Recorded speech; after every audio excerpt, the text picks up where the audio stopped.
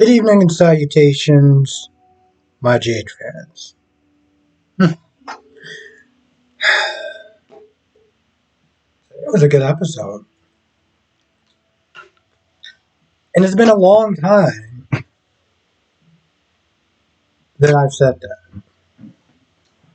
But, let's see, where do we start first? Let's start off with um, Dante, Anna, and Roman. I'm gonna be honest, I didn't know this guy's name until today. And we traced him back to like maybe, a month and a half ago? The guy had I didn't know this guy's name. And I would sometimes look whenever I had time to sit and look in the comment section. Like, oh, I wonder if anyone knows this guy's name.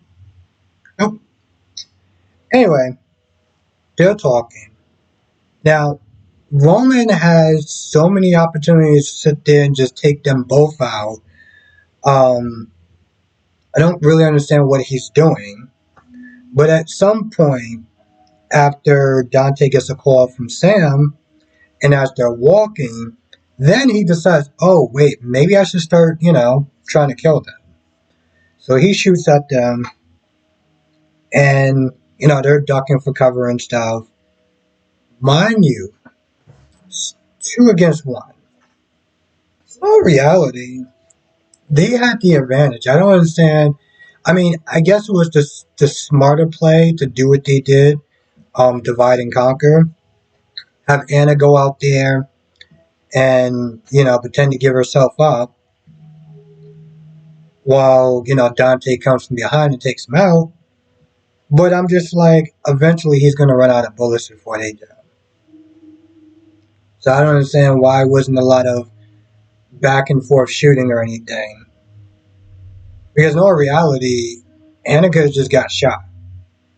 And I guess Roman must have been so confident. When she came out, I was just like, so is there a particular reason why he's not wondering where's Dante at? Anyway, they take him out, and Sam gets there. When Sam gets there, and I guess you already realized that, they already took him down and stuff. But it just makes me think, a couple years ago, it made me wonder, did she actually have a gun on her? Because a couple of years ago, when Drew thought he was Jason, she ran into a meeting, not armed or anything like that, and Drew had to pretty much kind of sacrifice Sam because she felt like there was danger, but yet she didn't take a gun. So I'm just like, did you even go there with a gun or anything like that? Because at that point, I felt like she just would have been a liability. But she goes there, and pretty much lets them know that, Brendan most likely is going to go after Carly. Now, Brendan does get there after talking to Sam. Brendan does get there, and Carly tries to stall him. He's all like, oh, it's the kitchen closed, this, that, and the third. And Carly's like, well, yeah, but I can sit there and make you some meatloaf and stuff like that. While she's stalling, I think she probably forgot to get her cell phone. But Brendan picks it up and he's like, oh, I guess you know who I am. They get to talking, things get a little tense. And, Brendan's facial expression changes. Goes from being all playful and kind of flirtatious to just being like very serious. And, Brendan at this point is like, well, the question really is, what am I going to do with you? And, Carly makes a threat, so, Sonny's going to kill you, my Navy SEAL boyfriend, this, that, and the third.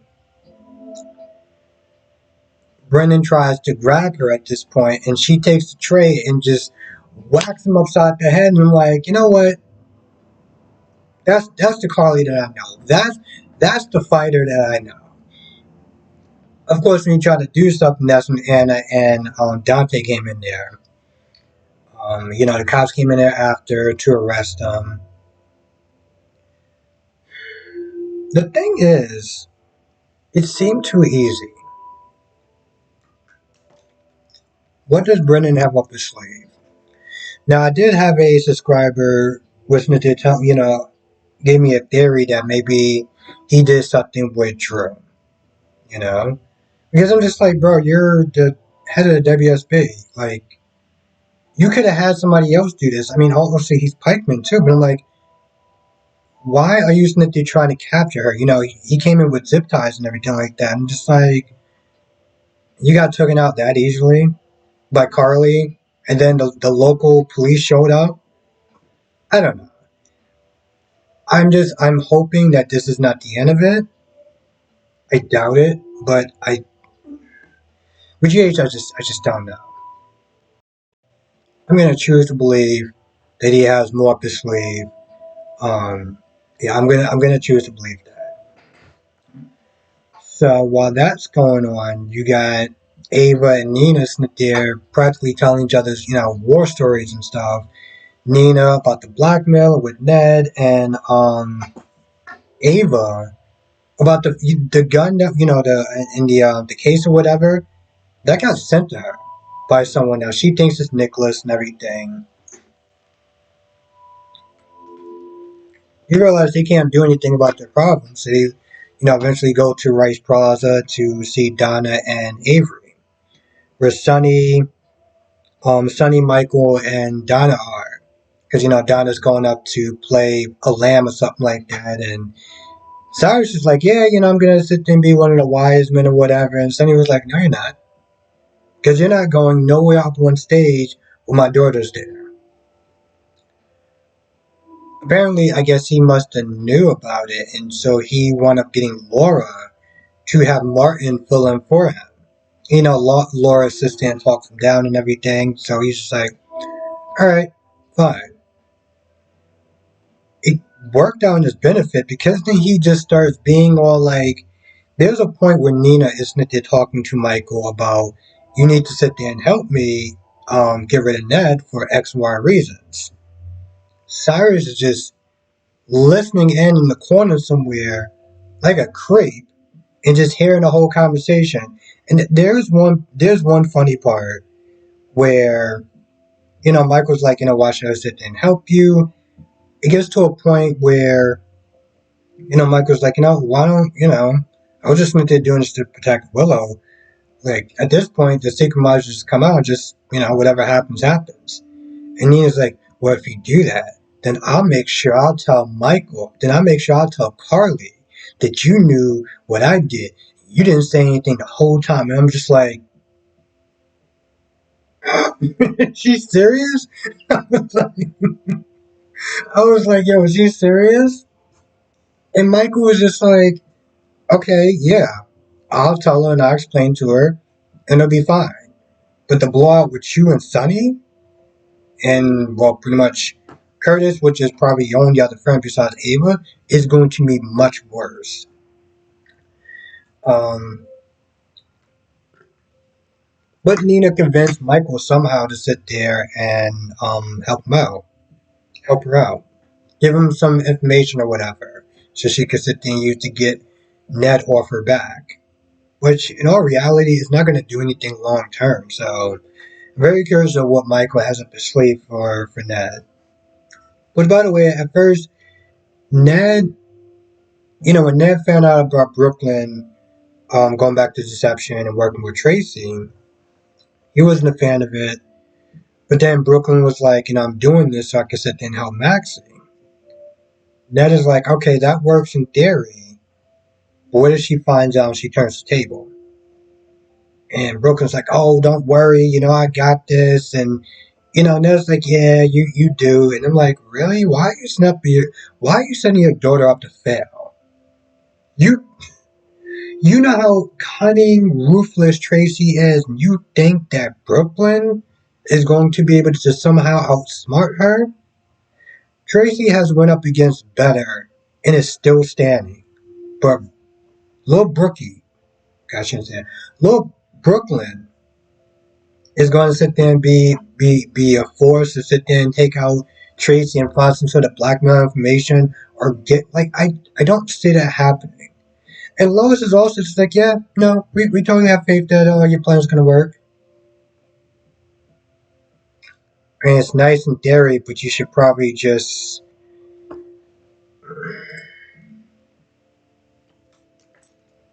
Setting up the daughter to fail. That's what I'm going to sit there and say. Now, while Lucy is venting to Kevin, which, by the way, I have a feeling. I mean, it seems like it's been trouble in paradise with Lucy and Martin for a hot minute. And you see it in this episode where Martin eventually doesn't want him showing up because, he's being in a play or whatever. But while she's venting to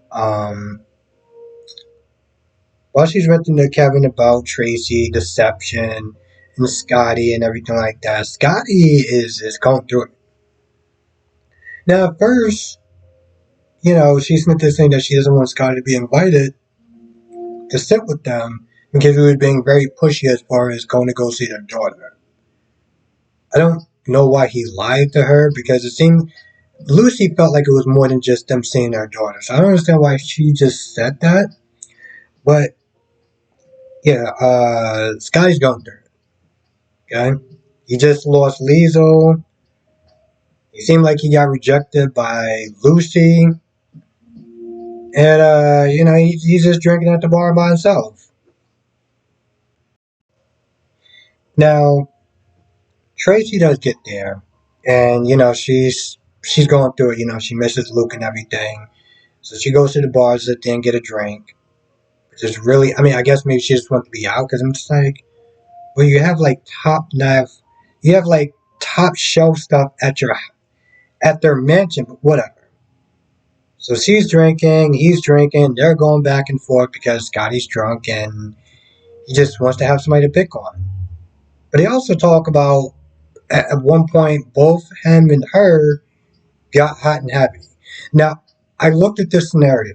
I looked at both of them sitting down, drinking and stuff like that, just kind of commiserating in their misery.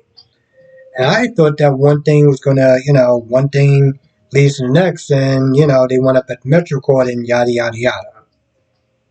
But no, they just wound up arguing. Scotty says something about Luke, which I'm just like, bro, that was uncalled for, I know you're drunk, but you also know that he did die.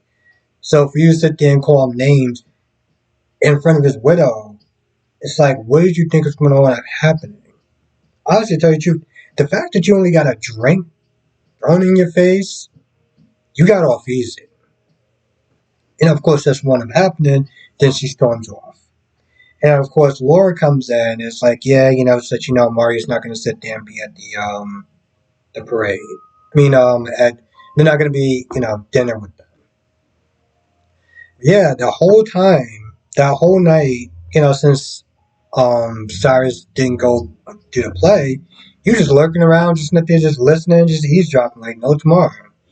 So he knows all about Michael and Nina's dirty little secret, and I'm very curious to sit there and see how he uses it.